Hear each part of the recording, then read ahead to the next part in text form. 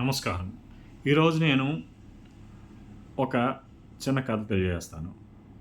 అంతర్వేది వద్ద ఉన్న వశిష్ఠ సేవాశ్రమం యొక్క గురువుగారు దీని గురించి ఒకసారి నాకు తెలియజేశారు. ఇది చాలా సందర్భాల్లో మీ అందరితో కూడా మాట్లాడడం జరిగింది. ఒక ఊరిలో ఒక తల్లిదండ్రులు ఆళ్ళ అమ్మాయికి వివాహం చేయడానికి ఆ ఊరిలో ఉన్నాక గౌరవనీయమైన పెద్దల వద్దకి వెళ్ళడం జరిగింది.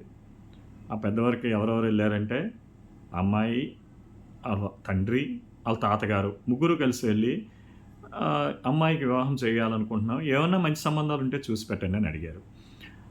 ఆయన అన్నారు పెద్దవారు, లోపల ఒక 3 ఫోటోలు పెట్టాను. ఆ ఫోటోల కింద వారి యొక్క కుటుంబం యొక్క బ్యాక్‌గ్రౌండు, వాళ్ళ యొక్క ఆస్తిపాస్తులు, కిందన అబ్బాయి చేసే ప్రొఫెషను ఇవన్నీ క్లియర్‌గా రాసున్నాయి. అవి చూసుకొని ఏది నచ్చితే మీరు చెప్పండి వాళ్ళతో నేను మాట్లాడతాను అనడం జరిగింది.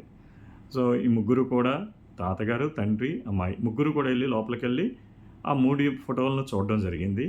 చూసి బయటకొచ్చారు. వచ్చిన తర్వాత ఆ పెద్దాయన్ని ఆయన అడిగారు. ఇందులో మీకేంటి నచ్చిందని. ముగ్గురు 3 వేరు వేరు సంబంధాలంటే 3 వేరు వేరు ఫోటోల యొక్క సంబంధాలు నచ్చాయని చెప్పారు.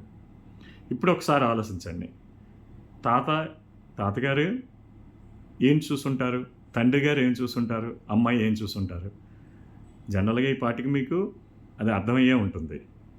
తాతగారు ఫస్ట్ ఫోటో చూసి అందులో వారి యొక్క కుటుంబం అందులో ఉన్న 3 ఫోటోల్లోని వాళ్ళ యొక్క కుటుంబ బ్యాక్‌గ్రౌండ్ ఏంటి ఉన్నాయి, ఏది మంచిదని ఆయన నిర్ణయించారు. తండ్రి ఇంకేముంది వారి యొక్క ఆస్తిపాస్తులు, అబ్బాయి ప్రొఫెషను ఇవన్నీ చూసుకున్నారాయన. ఇంకా అమ్మాయి ఏం చూసుంటది? అబ్బాయి యొక్క అందం, ఎంత హైట్ ఉన్నారు, ఏంటి? అవి మాత్రం చూసుకొని ముగ్గురు 3 సెలెక్ట్ చేసేయడం జరిగింది. సో, ఇప్పుడు చూడండి. సో, ఈ మూడిట్లో ఏది ముఖ్యం? ఒకప్పుడైతే తాతగారు మాత్రమే నిర్ణయించేవారు. కుటుంబం కొన్నాళ్ళ పాటు సంబంధాలు ఇంట్లో పలానా అమ్మాయి సంబంధం చూశానురా ఇది చేసుకోండి అని. సో, ఇప్పుడు అలా కాదు. ప్రతి వాళ్ళు కూడా ముగ్గురు యొక్క నిర్ణయాలు కూడా తీసుకొని మాత్రమే సంబంధాలు చూడవలసిన అవసరం ఏర్పడ్డది.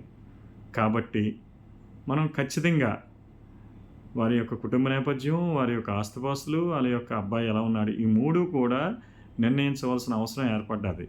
కాబట్టి మనం అన్ని సంబంధాలు వెతుక్కొని చూడాల్సిన అవసరం ఎంతైనా ఉంది. ఈ కథ ఇంకా కంటిన్యూ చేస్తాను నెక్స్ట్ వీడియోలో కూడా. సో, ఇప్పుడు దీన్ని 3 నిమిషాలకు ఆపుతున్నాను. Thank you.